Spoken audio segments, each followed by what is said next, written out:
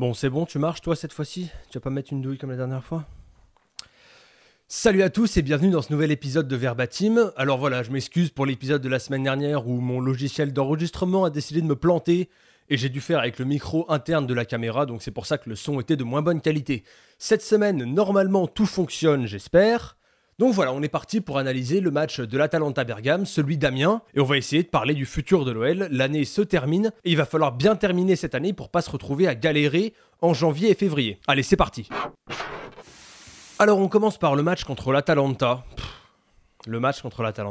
Donc l'Atalanta joue en 3-4-1-2. Alors c'est pas compliqué ce match, c'est une leçon. Pendant quasiment toute la rencontre, Bergame a complètement maîtrisé son sujet et Lyon n'a rien proposé pour essayer de les gêner. Offensivement, Bergame fait rien d'exceptionnel, mais ça suffit quand même pour ouvrir le score. Quand on regarde les expected goals du match, à part l'occasion de Mariano en début de rencontre, Lyon n'a strictement rien produit, ou presque. La production offensive sur ce match, c'est abyssal, il n'y a rien. Alors oui, Fekir touche le poteau en fin de match, mais franchement, si Lyon ramène quelque chose de ce déplacement, c'est un hold-up total. Il n'y a rien. Il n'y a rien. Défensivement, Bergame est serein, donc comme je l'ai dit. Le double pivot Ferrin-Dombele ne fonctionne pas du tout, n'apporte à aucun moment le surnombre, ne vient pas participer à la construction et à la production en attaque.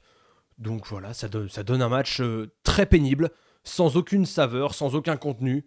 Et c'est extrêmement décevant, voilà, il n'y a que ça à dire. Alors, à mon sens, ça sert à rien de jeter la pierre à Ferry plus qu'aux autres, hein. Je vois pas de joueur qui a été spécialement meilleur ou moins bon que les autres. Ils ont tous été extrêmement décevants. Donc je vais pas accabler Ferry plus que les autres. Il fait un mauvais match, comme le reste de l'équipe. On le voit sur la passe map du match, la possession stérile. Mais c'est une illustration parfaite sur ce match. Il y a rien. Regardez les flèches qui vont vers les attaquants, elles sont où? Mariano, il n'y a rien qui part de lui, il n'y a rien qui lui arrive. C'est vide ce match. Qu'est-ce que vous voulez que je dise de plus? Alors, une autre chose intéressante à noter, c'est que Ferry et Ndombele sont superposés sur la map. Et c'est la preuve, s'il en fallait une, du manque de projection de ce double pivot et du fait que ce double pivot ne fonctionne pas. Et que ce soit Ferry ou Touzard, hein, c'est assez récurrent comme problème. Le double pivot est incapable aujourd'hui de participer au jeu offensif de l'OL dans la majorité des cas.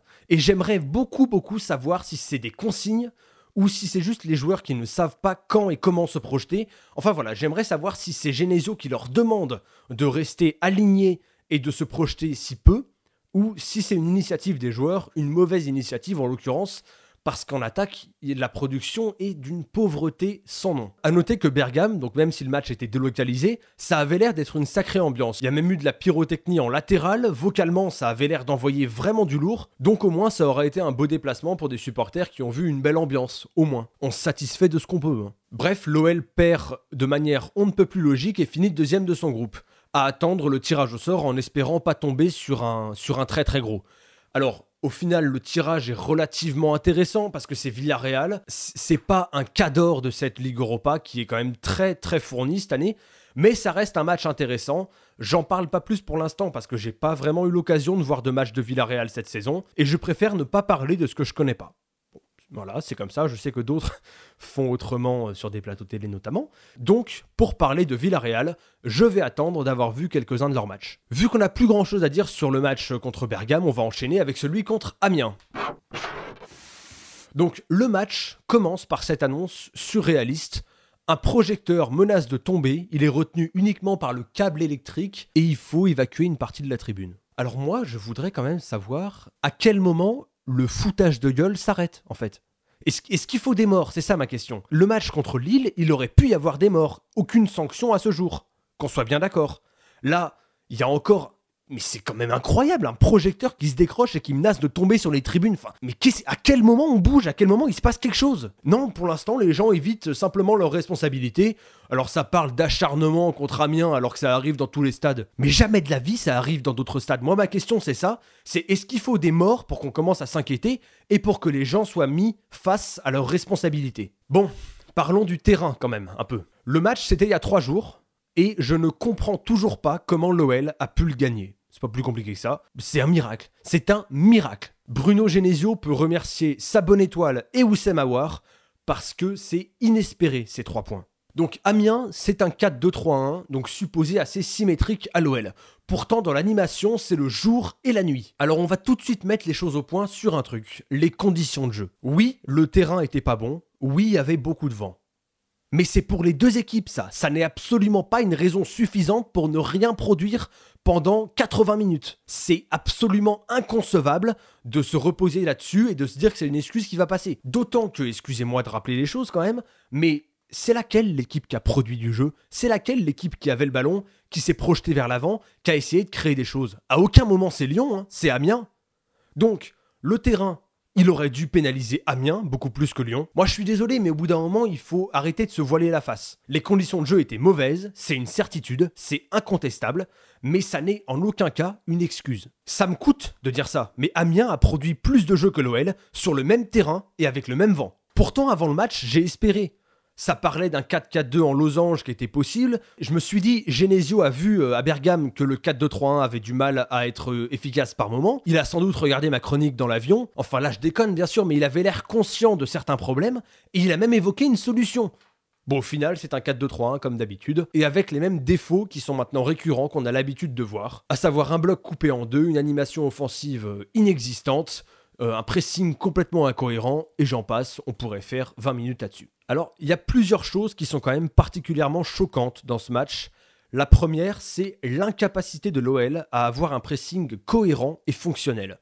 Alors, je sais que c'est pas forcément l'idée de jeu principale à Lyon, mais quand même, il y a un moment, tu vas un minimum gêner l'équipe qui tient le ballon, surtout quand tu vois qu'elle n'est pas gênée par le ballon. Je peux comprendre qu'il y ait certaines équipes où leur laisser le ballon, ça peut être une tactique, parce qu'elles en veulent pas spécialement, et donc, elles savent pas trop quoi en faire, et elles vont se découvrir en essayant de l'utiliser. Mais là, c'était pas le cas. Amiens était très content d'avoir le ballon, et ils se sont très très bien débrouillés avec. Donc, dans cette situation-là, le fait d'avoir un pressing complètement, au pire inexistant, au mieux inutile, mais c'est ridicule, c'est rédhibitoire. Enfin, encore une fois, Lyon ne doit jamais gagner ce match. Ensuite, il y a la faiblesse dans les duels. Alors, ça peut s'expliquer sur un plan physique. Lyon avait joué jeudi. Il y a tout un tas de choses qui peuvent l'expliquer, mais quand même. Soit tu fais tourner, soit tu organises ton équipe différemment de manière à ce qu'elle soit plus solide, à ce qu'elle soit en surnombre au milieu de terrain par exemple, je sais pas. Mais tu peux pas être aussi faible que ça dans les duels. Que ce soit les premiers ou les deuxièmes ballons, tu peux rien espérer quand t'es aussi faible physiquement. Et c'est quand même incroyable de voir si peu d'engagement et si peu d'impact de la part d'une équipe qui prétend avoir des ambitions. Enfin, il y a la mauvaise utilisation des espaces. Alors pour en parler, une action, mais qui m'a rendu fou, regardez ça. Aouar porte le ballon, il y a potentiellement un 5v4 pour l'OL, on avance de quelques secondes et regardez ce qui se passe. On a effectivement un 5 contre 4, mais aucune solution convaincante pour le porteur. Comme dirait l'autre, c'est à se coincer les parties dans une porte. Comment tu peux gérer une action comme ça aussi mal? Fekir et Mariano font le même appel, Cornet est pas assez dynamique, alors la course d'Aouar est pas bonne et il se ferme des solutions en s'orientant de ce côté-là, mais c'est n'importe quoi cette action, comment tu peux la gérer aussi mal? Cela étant, les dieux du football avaient décidé d'être injustes ce soir-là. Amiens, qui mérite une victoire, rate un pénalty à la 88e, alors que Lyon a égalisé, et finit par encaisser un but dans le temps additionnel. Alors, à mon sens, c'est injuste. À mon sens, c'est absolument pas mérité. Dans une saison, c'est clair, il faut savoir gagner ce genre de match. Mais franchement, ça commence à devenir inquiétant. Concernant le but refusé à Lyon, pour moi, il n'y a pas scandale. Le hors-jeu est limite. Mais Tété fait clairement action de jeu dans le sens où il est sur la trajectoire et il peut dévier le ballon à tout moment. Donc, je peux considérer qu'il gêne le gardien. Alors oui, le hors-jeu est très limite, mais pour moi, c'est pas honteux. Je comprends que ça puisse se siffler, et encore une fois, ça n'est pas du tout une excuse. Le problème, quand on regarde bien, c'est que le dernier match de l'OL, ça commence à dater, réellement. D'ailleurs, je voulais faire remarquer quelque chose, j'ai les stats sous les yeux. Avant le match contre Monaco, donc on est début octobre, le président et les supporters posent une sorte d'ultimatum à Bruno Genesio. En gros, il est annoncé que les comptes seront faits après le derby. S'ensuit une série de 6 matchs et de 6 victoires. Mais sur les 7 matchs suivants, à part Nice et Limassol, sur le plan du jeu, c'est extrêmement compliqué. Il y a Montpellier, il y a Lille, il y a Caen, il y a Bergame et il y a Amiens. Franchement, depuis la fin de cet ultimatum annoncé, l'OL galère. Et le match contre Nice doit pas faire illusion, je pense. Oui, c'était un très bon match, mais c'est un adversaire particulier, dans des conditions particulières. Voilà, j'en ai parlé longuement. Je pense que Nice a tenté quelque chose qui n'a pas du tout marché, un peu comme l'a fait Saint-Etienne, et Lyon s'est rendu le match facile. Mais au final, quand tu vois ce qui a suivi, c'est pas une référence pour moi. En fait, ce que je voudrais dire, c'est que depuis la fin de cet ultimatum, ça se complique énormément sur le plan du jeu. Je sais pas à quoi c'est dû, mais il va falloir redresser la barre parce que c'est extrêmement inquiétant. Et ça pourra pas durer. La réussite que Lyon a eue contre Amiens et à un degré moindre contre Caen, elle sera pas là à tous les matchs, très clairement, faut pas se leurrer. Pour finir et pour faire court, le match de Montpellier qui arrive, bah écoutez, qu'est-ce que vous voulez que je vous dise? Il faut faire tourner au maximum, c'est tout. Franchement, cette Coupe de la Ligue, qui vient alourdir le calendrier plus qu'autre chose, c'est pas très intéressant à mon sens. Lyon a déjà joué 7 matchs en 21 jours, je crois, et rajouter un déplacement à Montpellier un mercredi soir...